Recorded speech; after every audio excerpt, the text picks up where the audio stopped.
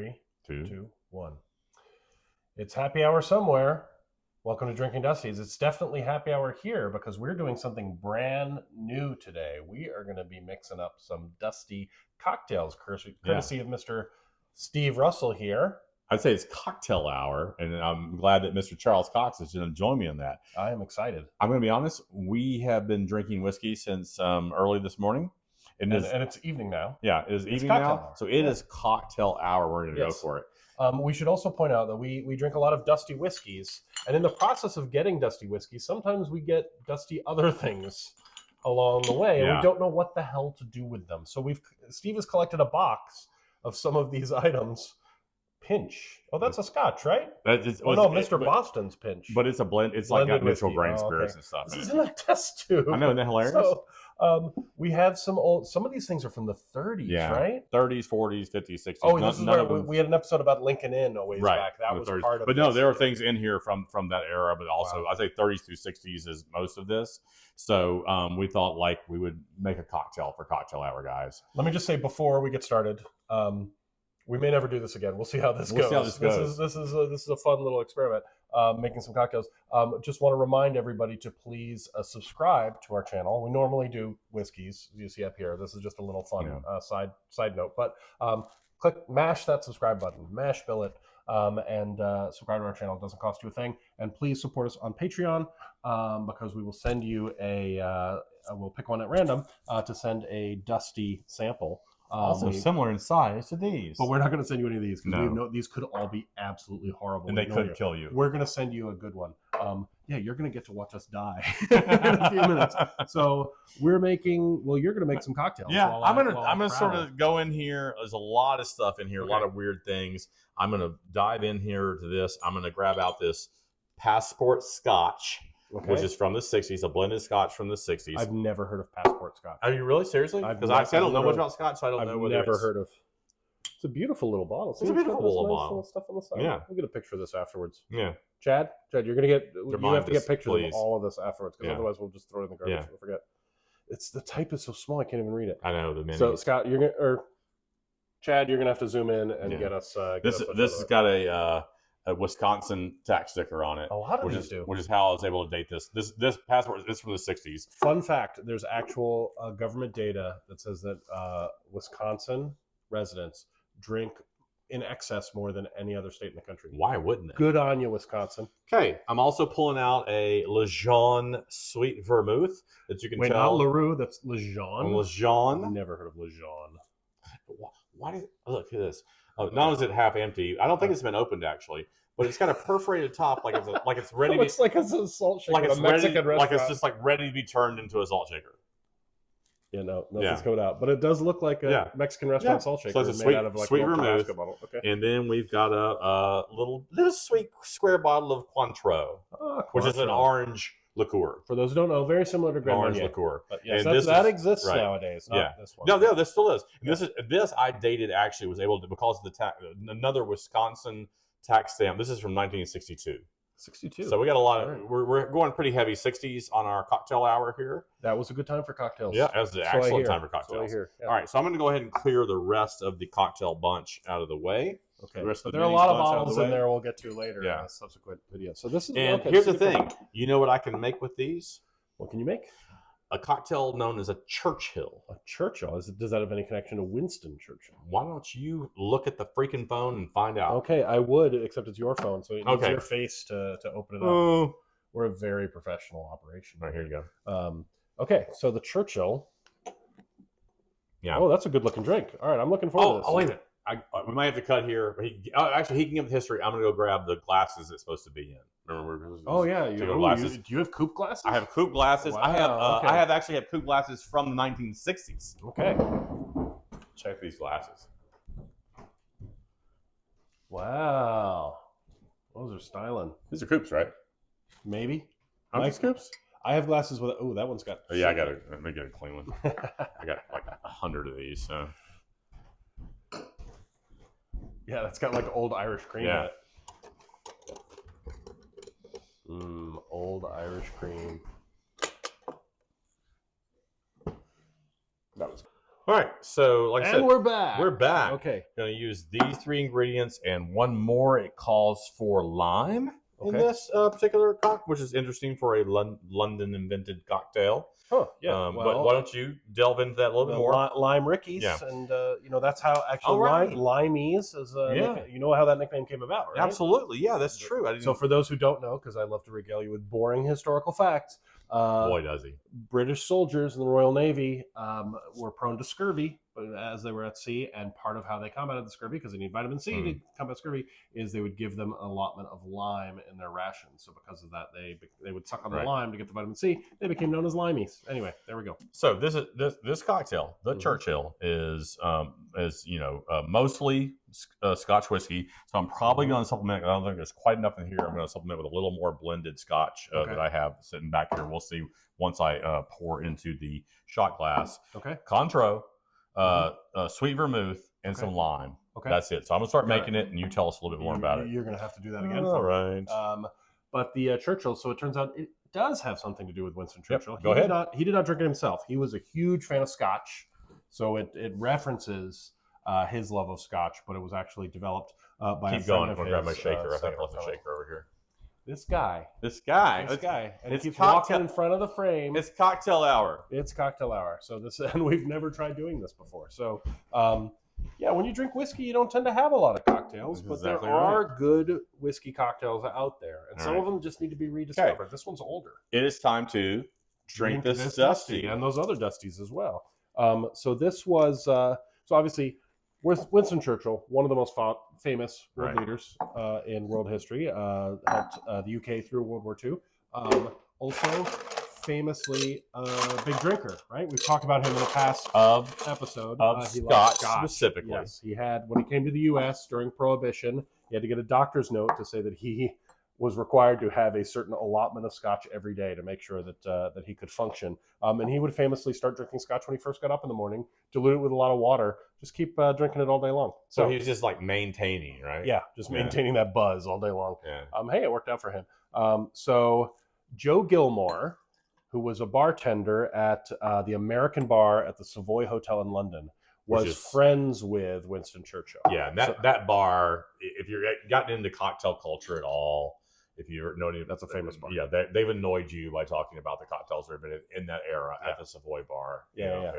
So, which is all very annoying, except for the fact that they made good cocktails. Yeah. And this guy, Joe Gilmore, was friends with Churchill and made this cocktail in his honor. As far as we know, Churchill did not drink this himself because he just preferred his Scotch just with water, nothing else. But this is Scotch, Cointreau, which is orange liqueur, and sweet vermouth. So when and actually, didn't Churchill claim one of the main reasons he drank so much Scotch is because he was stationed for a long time in Africa when he served in the military, and the water wasn't safe to drink, so he drank the Scotch, which is a great rationalization that I plan to use. Yeah, what was it? Oh, it actually has a quote here. When I was a young subaltern in the South African War, the water was not fit to drink. To make it palatable, we had to add whiskey. By diligent effort, I learned to like it. He stuck to it, guys. Yeah, diligent effort indeed. This is interesting. So I did have to add to because it's quite a bit of Scotch in. I had to add to that beyond the passport. Okay. The Cointreau comes out right at an ounce, so I've got that. Okay. We're able to take that totally. It's weird. It should be that Cointreau is just clear. Yeah, but smell it before you dump it. Oh, that's a great idea. You smell the orange? I mean, do you smell it? I don't really. I mean, a little bit. Yeah. A little bit. But it's definitely, if you have Cointreau at home, this old Cointreau is definitely, at least on the nose, much more subtle than current day. Now I'm going for the Lejeune sweet vermouth. It's really cloudy, by the way. Wow. That might kill us. That might be the one that kills us. Nobody ever died from drinking expired things. God, that was thick. That looks solids like... Oh, my God. This is going to be great. Oh, look at this. Look at this. This is like stuck to the side. It is caked in there. Vermouth is a wine product. Yeah. So maybe we shouldn't drink it. Maybe it shouldn't be 50 years old. Well, we're about to find out. I'm going to assume that the Scotch... Oh, you dumped the gunk? Yeah. All right. I'm going to assume that the rest of the stuff in there is going to help us kill that. Yeah, and the lime juice will... Hey, Charles, can you put your finger on this lime? You don't want a cutting board? We have a cutting board. This is a cutting board. This is a cutting board. So Joe Gilmore, let's talk a bit more. Yeah. We talk a lot about Churchill, but Yeah. Joe Gilmore is the guy who actually created this cocktail. He was a legend as a bartender. He worked at the Savoy Hotel's American Bar for 36 years, 1940 to 1976. It's the oldest cocktail bar in London. He made drinks for celebrities like Neil Armstrong, Frank Sinatra, Ernest Hemingway. But he loved Churchill especially. So he catered to some heavy drinkers. And apparently, Gilmore kept Churchill's personal bottle of scotch behind the bar. No one else drank from it. Interesting. I'm sure you had to go through a lot of those. Yeah, really. But Churchill, in return, gave Gilmore a cigar as a gift, which the bartender saved until it fell apart, crumbled. I've got the appropriate amount of lime. If you're squeezing one lime, gave me the appropriate. That was one whole lime. Okay. One whole lime gave me the approximate 1 ounce. Now you didn't let me do a little peel for this for garnish, so I'm just going to slice off a little sliver. We don't have a veggie. You can do that while I shake it. You can put that in. I'll give you a little sliver. Now, yes, this is not the peel that the recipe asks for you to peel some of the rind off and then give it a little twist. We can't do that, but we can approximate with a little. I have a more modern cocktail shaker, but I wanted to go with our vintage cocktail shaker to go with the whole thing. So I'm gonna have to stick my finger into this part that we're just put your thumb over it. Yeah, I'll do it. Okay, go ahead. Yeah, you shake it, man. 20 shakes. 20 shakes is what you need to make it cool. All right. So this will be interesting. Now, there's a confusing thing about the history of this drink, though. Yeah. Because supposedly he invented it for Churchill in the 40s. He became bartender there in the 40s. But apparently also Esquire magazine printed this recipe in 1939 in the magazine. The bartender went to the Savoy in 1940. I think maybe with the missing thing is maybe he came up with before that. Okay. Then he became the bartender of the Savoy. That's what I think the slight disconnect on that is. You should have the honor of pouring, sir. Huh. I would just like to complain that these coupe glasses are not chilled. Oh, sorry. Ooh, that's... Oh, it's got some solids. It's got a lot of chunks in it. That's all from the... cocktail's chunky. That's all from the... It's not even... It's because of the chunks. The chunks are clogging the strainer. Oh, my God. It's going to kill us. Okay. This is a Churchill cocktail, which I've never had before, but it sounds delicious. Made from Scotch, Cointreau, and sweet vermouth from the 1960s. I just want to point out you don't like Scotch, but hopefully you'll like this. Hopefully this will... I mean, by the time you put lime in it, come on. Go ahead. Skull. Cheers. I really want you to drink it first. I did. It's not good. You know what? I like it. I think it would be good if the vermouth hadn't turned. Because here's what vermouth is: wine. It's a wine product. Mm-hmm. So when it turns to vinegar, and I'm getting a distinct vinegar flavor. But here's the thing: most cocktails for me, almost all of them, are too sweet. So vinegar works for you. Just look at these chunks that are still in that bottle while chunky, you're drinking. Chunky sweet vermouth. I think this would have been much better with non-spoiled. And I'm guessing I like this better than I would have liked it on non-spoiled. So look forward to our next episode where we have dusty eggnog. Yeah. But the most important thing is that we've managed to use three of our... We polished off 3 mini dusties. In one cocktail. That's... You're right. It's not awful. You know what? I like it. I think if I wasn't drinking vinegar, I'd be happier. Visually, it is funky. Yeah. Look, there's chunks. Visually, it is absolutely funky. But I like the taste more than I like most cocktails, which I find too sweet. I can't believe we're drinking this. Look, I've got weirder. Oh yeah, we're gonna have weirder stuff. More deadly in 2 minutes than this, after this. But this is cheers. Cheers. The thing is, Skull. Yeah. You. The thing is, you live here, so if you get sick, that's you can just stagger to bed. Like that's true. I live 7 hours. My health coverage applies here. I don't have health. You definitely shouldn't be drinking.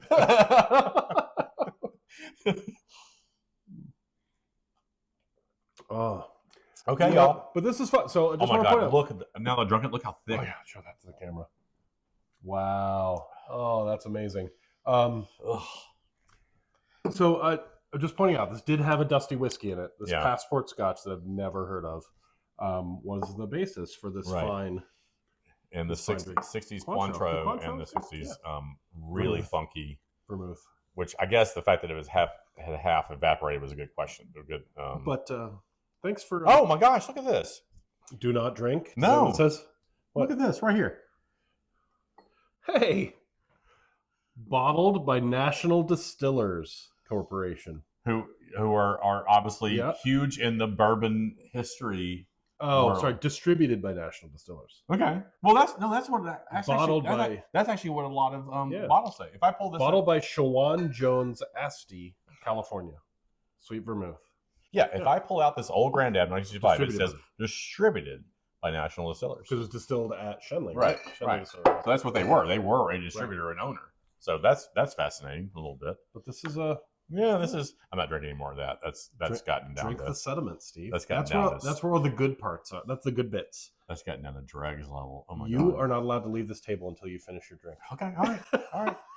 You can't you can tell you heard that a lot as a kid. You can't double dog dare me. Oh my god, you did it. You did it. Oh, you got the chunks. You got the chunks. Yeah, they're in my teeth right now. Oh, I'm so far behind. Okay. All right. So thank you for putting up with this. We do like to have a little cocktail hour. We suffer in the name of science. Yes, absolutely. No, that was pretty tasty to a point. We may do another one. You guys stay tuned. We may do another one of these kind of things.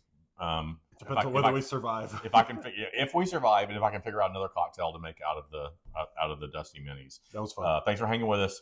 And again, remember to smash subscribe. And this does not apply to this episode because we would never dare send you anything like this. No, because but if you get arrested. Yeah, if you source on Patreon, we have plenty of great actual Dusty bourbons and whiskeys, and we will send you a taster of that. Thank you, Steve. So, this was very different and a lot of fun. Who's doing the cleanup? Chad. Get on this. All right. Until next time. Cheers. Keep it dusty. Keep it dusty. Skull.